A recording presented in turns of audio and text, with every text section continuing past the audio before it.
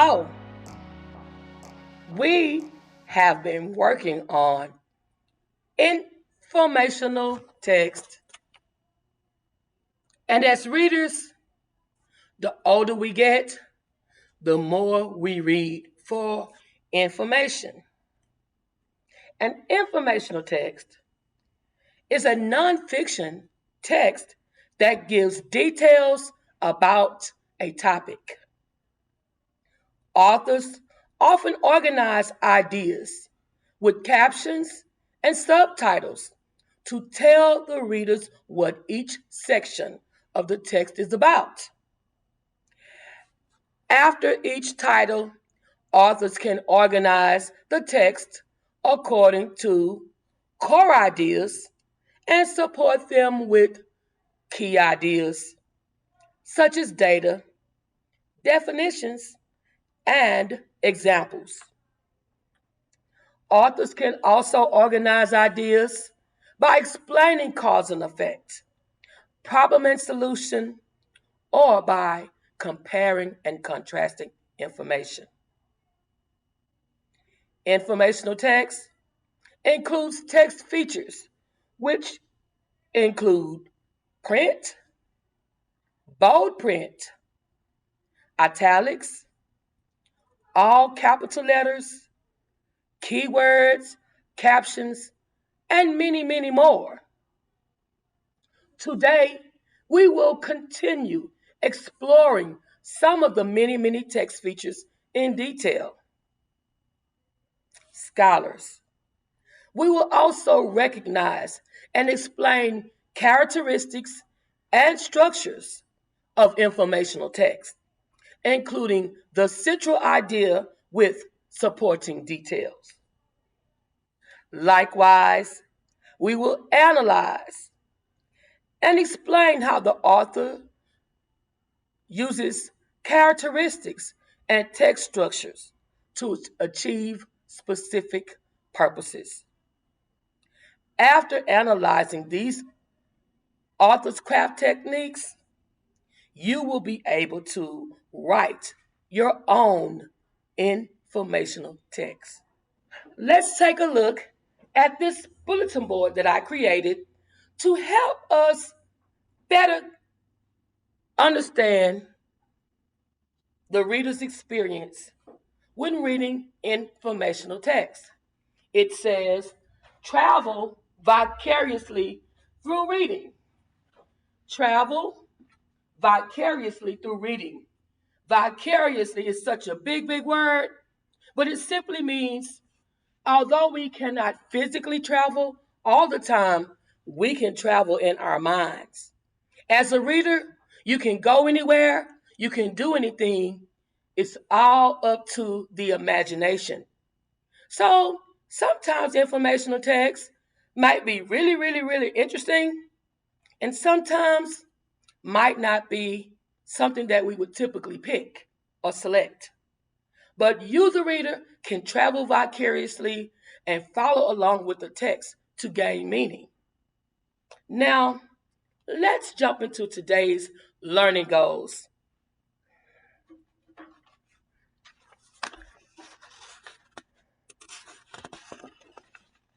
We will recognize characteristics and structures of informational text, recognize characteristics and structures of informational text, including the central idea with supporting evidence. The central idea will be a big, big skill that we will be working on today. Recognize characteristics and structures of informational text.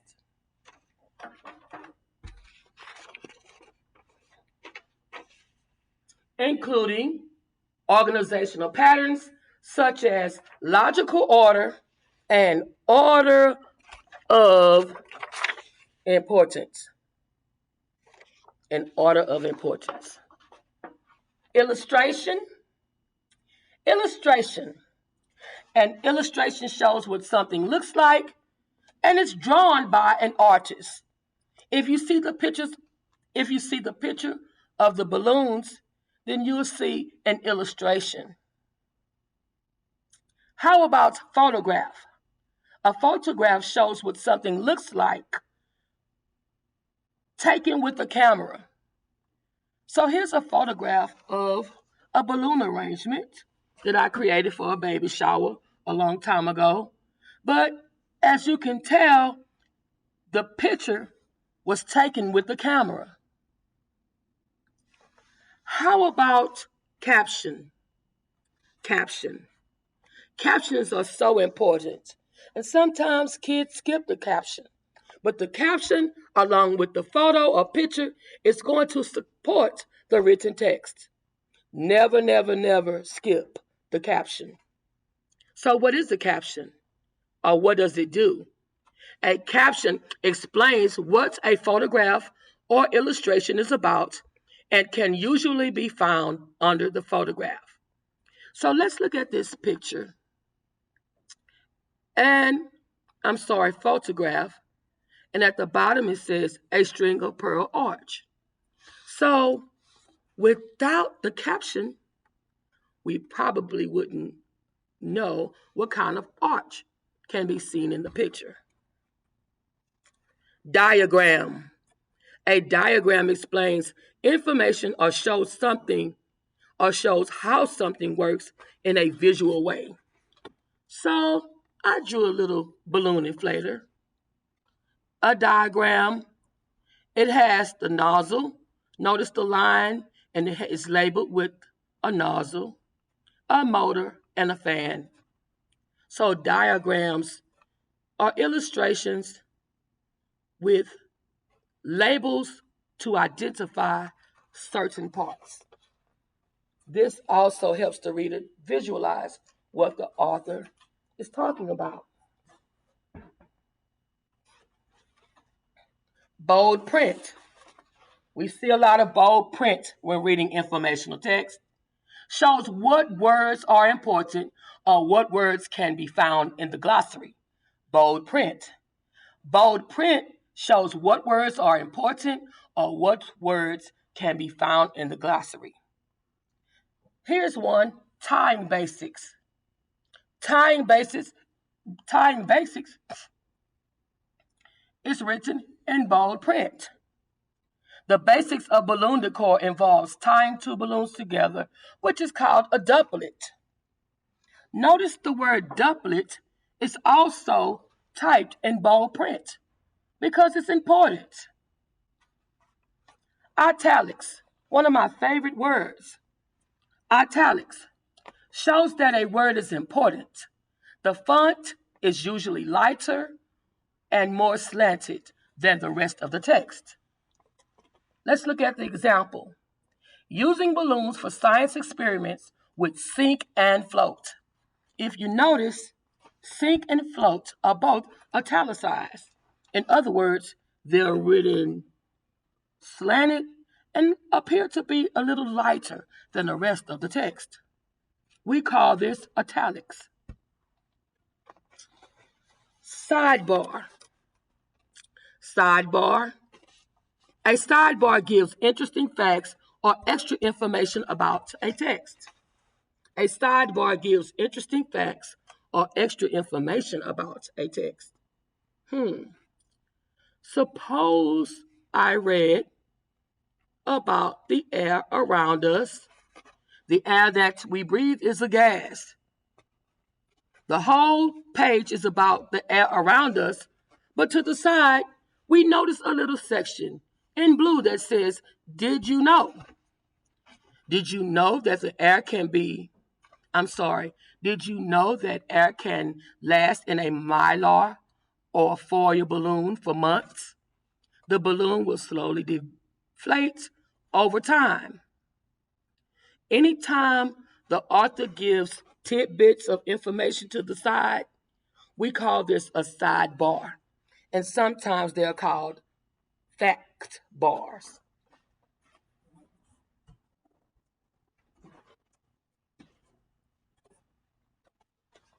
Chart. A chart organizes facts and numbers in a visual way so it is easier to read. This is a pie chart that I created. Hyperlink. A live link will reroute your online search to an actual website with one or more clicks. On websites, hyperlinks most of the time are in blue. You click on it or double click on it, and the hyperlink will reroute you to another website. Even when we read informational text, sometimes authors include hyperlinks or websites. That's also a hyperlink, or a website listed is also a text feature. And finally, font. Font. Font is used to distinguish text, place emphasis and relevance. Size, color, and style matter. Always pay attention to the font. Sometimes headings are bigger than the information below each heading. Most of the time, the title is larger than everything else on the page. Sometimes authors even use different styles of font. Let's look at the example. Balloon decor events. Proms, quinceañeras, bar mitzvahs, bat mitzvahs, birthdays, anniversaries, weddings, memorials, retirements, and corporate events. If you notice, each one of the different balloon decor events, each one is written in a different font or a different style. Today, we're going to focus on central idea. But before we get into central idea, let's take a look at some important academic vocabulary.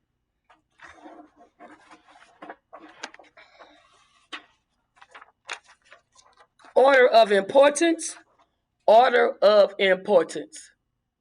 Organizational pattern used by the author to present ideas or information moving from the most relevant or most important to the least relevant or less important, or vice versa. Order of importance. Logical order. Logical order, an organizational pattern that the author uses to present ideas or information in a logical sequence to achieve consistency in that text. Logical order. Supporting evidence.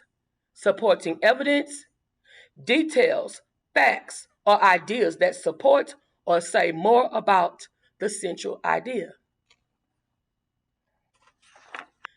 Speaking of central idea, the topic, the text that is mainly about. The central idea is the main idea that readers should find when reading a text. It is what the text is mainly about.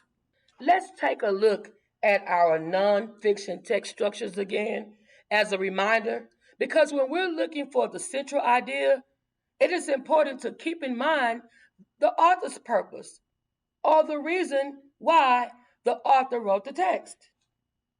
Remember, descriptive. When authors describe information, you'll usually see a central idea with supporting evidence. Problem and solution. Problem, solution. Cause and effect. What happened? And this is why it happened. Compare and contrast. How things are alike and how they're different.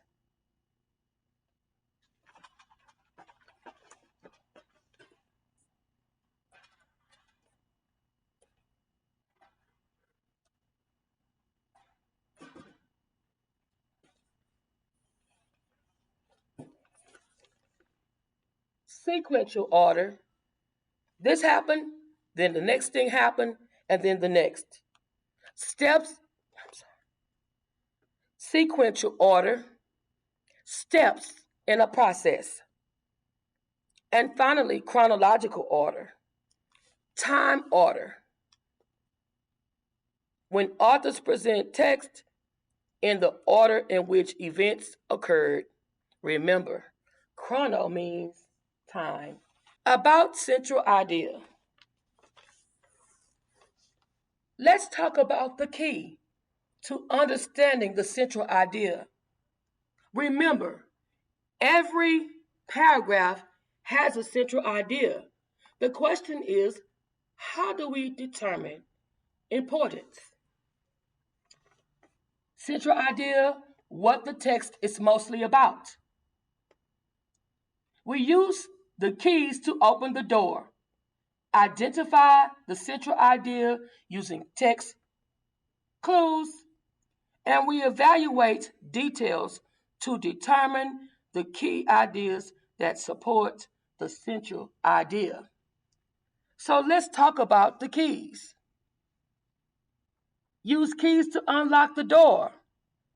The keys include things like headings, visuals, first or last sentence, and repeated words.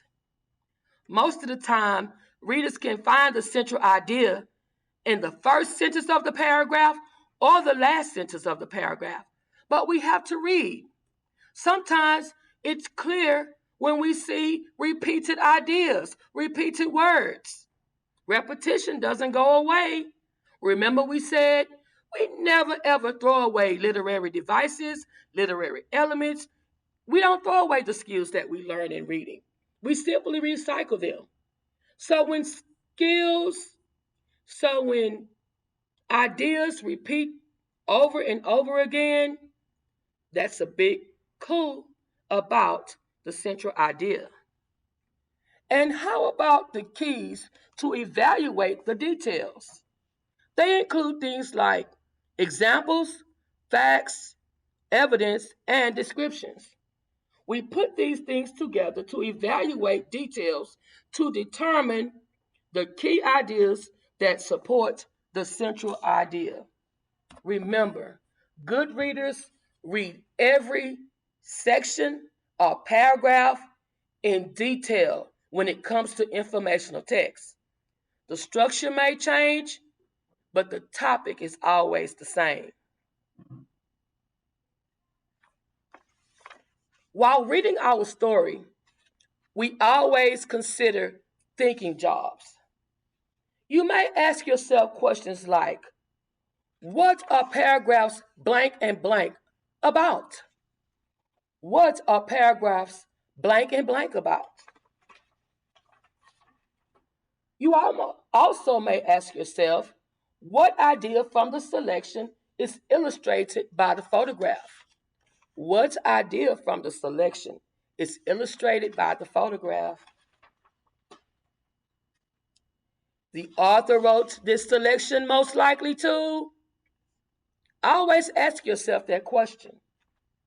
Why did the author write this selection? And in order to find out why did the author write specific text, you must think about every single section.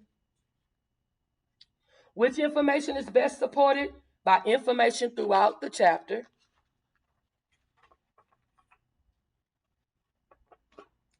And based on the information found in paragraph blank, why does blank occur? On last week, we read an interesting book that was called Fable's Book of Insects by Rodolphe Steinwell and illustrated by E.J. Detmold. What was interesting about the praying mantis was how it was so unique. After our lesson last week, I read further. Remember, the book is over 300 pages. What's interesting about the praying mantis, I learned, is that it is found in many different habitats. Can you imagine an insect that is found in many different habitats? Also, the praying mantis is named for its prominent front legs. its prominent front legs, which are bent and held together at an angle. This is why it's called the praying mantis, because of how the legs are bent upwards and together. This insect turned its head 180 degrees. Could you imagine that? Most insects, I've never seen an insect that could turn its head. And I spend a lot of time outside in my yard. I've never seen an insect that can turn its head. Have you? Well, a praying mantis can turn its head. They have 4 rows of sharp teeth. Wow. And it is the only insect that is capable of turning its head from side to side. What an interesting creature. Today, we're not going to read the whole text, but we are going to look at how the central idea is obtained. Remember, good readers pay attention to the text features all along. Title page,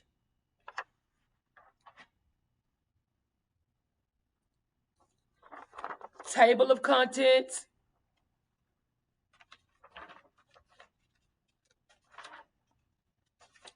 and the table of contents helped me find the praying mantis. It says chapter 4, page 40. So again, I'm using my text features. I don't have to read 300 pages or flip through to find out about the praying mantis. Let's see if we could explore and find the central idea together. Let's read and explore to find the central idea. Remember, we're talking about the praying mantis. The ant, above all, are their enemies. They seldom succeed in entering the nest. Its hard walls form too strong a fortress, but they wait outside for their prey. The moment that the young grubs appear, they are grabbed by the ants, pulled out of their sheaths, and cut into pieces. You see piteous struggles between the little creatures who can only protest with wild ringlings and the ferocious brigands who are carrying them off. In a moment, the massacre is over. All that is left of the flourishing family is a few scattered survivors who have escaped by accident. It is curious that the mantis, the scourge of the insect race, should be so often devoured at this early stage of its life by one of the least of the race, the ant. The ogress sees her family eaten by the dwarf. But this does not continue long.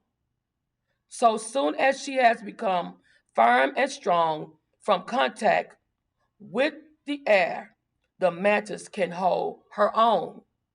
She trots about briskly among the ants, who fall back as she passes, no longer daring to tackle her. With the forelegs brought close to her chest, like arms ready for self-defiance, she already strikes awe into them by her proud bearing. Isn't that interesting? We read how ferocious. We read and we found out how strong and how powerful a mantis is, and how a mantis can even succeed and serve as predator to insects even much bigger. But the ant, however, is the enemy of the mantis. Notice we said that one key that we could use in finding the central idea is to take a look at the first sentence. The first sentence says, the ants above all are their enemies. The ants above all are their enemies. Did you notice how the author throughout the text described how the ant is the enemy? Let's take a look at some of the details, and I want to ask you for your thinking job, what is this paragraph mostly about? Or what is the central idea of the paragraph we just read? Think about it.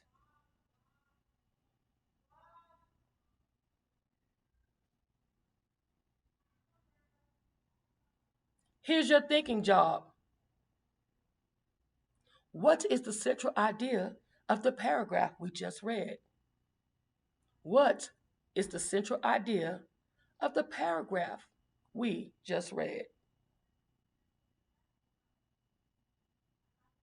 Did you notice that the first sentence discussed how the ant is the enemy above all when it comes to the mantis? It says the ants above all are their enemies. Every other sentence in the paragraph that preceded supported the first sentence. The ants above all are their enemies. Let's look at some of the supporting details.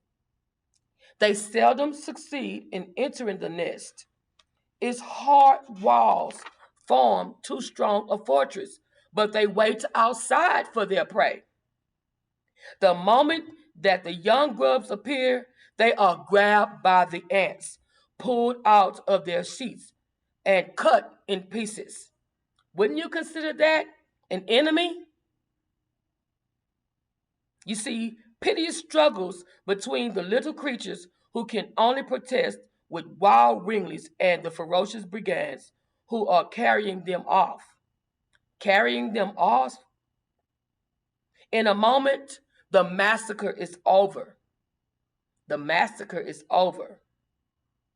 Still supporting that first sentence. All that is left of the flourishing family is a few scattered survivors who have escaped by accident. Still leading us to the central idea. The ant is the enemy of the mantis. It is curious that the mantis, the scourge of the insect race, should be herself so often devoured at this early stage of life by one of the least of that race, the ant. So as you can see, in this case, the first sentence of the paragraph is the central idea. Girls and boys, when you're reading informational text, get your mind ready. In each section, read the first sentence, think about it, and notice how everything after the first sentence in a paragraph or section supports that first sentence. Now, sometimes it's the last sentence. It just depends on the author. Read the paragraph or read the section and hone in on that last sentence. You should find the central idea. As your exit ticket for today, the praying mantis is such an interesting creature.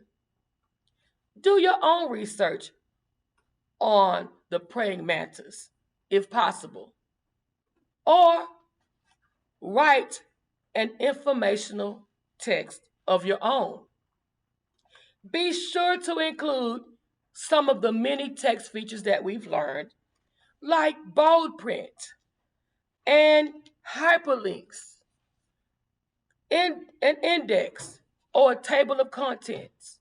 The choice is yours. But now it's your time to write like a reader. Make sure when you write your informational text that you are writing like a reader. And as I always say, read like a writer, and today we write like a reader. As you go on each day, travel vicariously through reading. Grab a good book and read. And when you're in the car or on the bus, or even if you stay at home and watch TV or look out the window, any activity that you do in day-to-day life, pay attention to signs, pay attention to details, pay attention to text features that you will see. You may see a van passing by. The company's name will be much larger, and the services provided is usually smaller.